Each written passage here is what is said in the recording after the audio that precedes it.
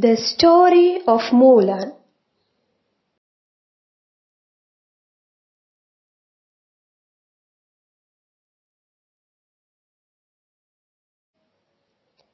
Many years ago, China was in the middle of a great war. The emperor said that one man from each Chinese family must leave his family to join the army. Mulan, a teenage girl who lived in a faraway village of China, heard the news when she was outside washing clothes. Mulan ran into the house. Her father was sitting in a chair carving a piece of wood. "Father," she said, "did you hear what the emperor says each family must do?" "Yes," said her old father. "I heard about it in town. Well, I may as well go pack up." He put down his carving, stood up, and walked very slowly to his room. "Wait," said Mulan. "Father, you have not been well, if I may say so. Why at your age must you keep up with all those young men?" "What else can be done?" said her father. "Your brother is a child. He cannot go." "Of course, that's true," said Mulan. "He is too little, but I have an idea." She poured her father a cup of tea and handed it to him. "Father, have some tea. Please sit a minute. I will be right back." "Very well, dear," said father. Mulan went into her room. With her sword, she cut off her long black hair. She put on her father's robe. Going back to her father, Mulan said, "Look at me. I am your son now. I'll go in your place." "Father, listen please," said Mulan.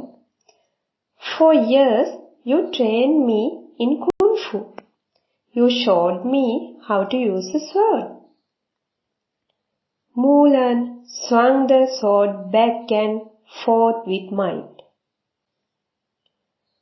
"Only so that you could stay safe," said her father. "I never meant for you to go to war. If they find out you are a woman, you know as well as I do that you will die." "No one will find out, father," said Mulan. She picked up her sword. "Mulan," said the father.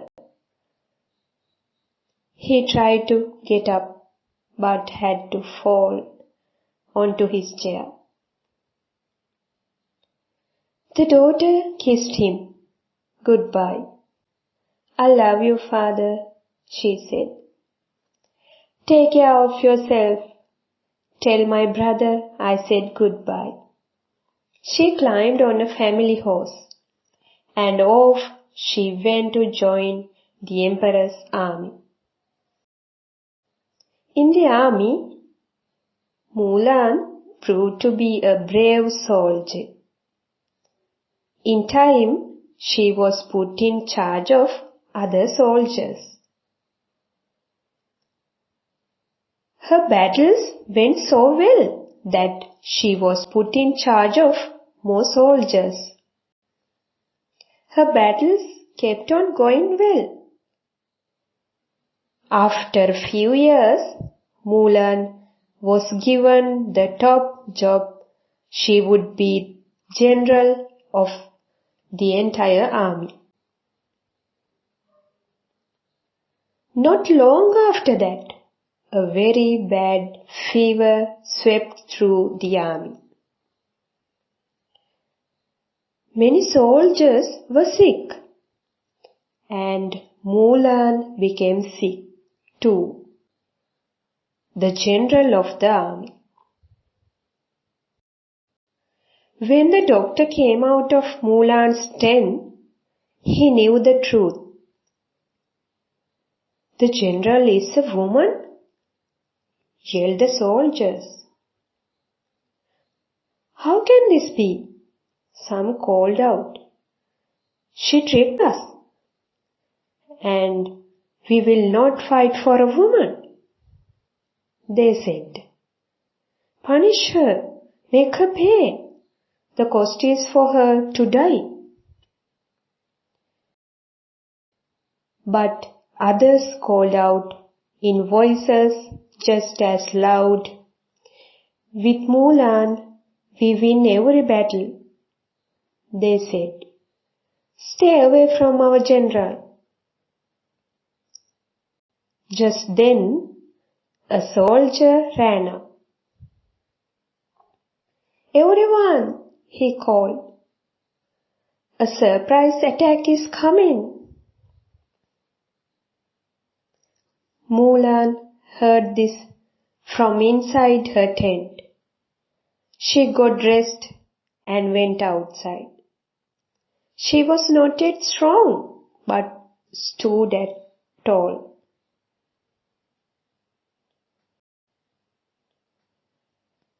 She told the soldiers where they must go to hide, so they could attack when the enemy came. But they must get there first. The soldiers, even those who did not like that their general was a woman, could tell that Mulan knew what she was talking about. It worked. The battle was won. It was a victory that the enemy gave up at last. The war was over and China was saved. You can be sure that after that last battle, no one cared anymore that Mulan was a woman.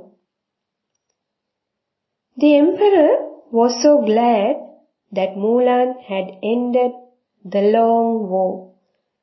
He set aside the rule about being a woman.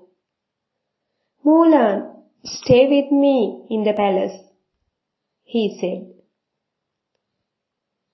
"Someone as smart as you would be a fine royal advisor." Mulan bowed deeply. "You are too kind, sir," she said.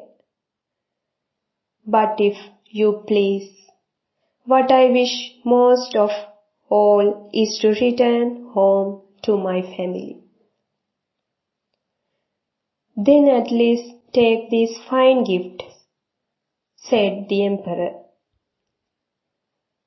"So everyone at your home village will know how much the Emperor of China thinks of you."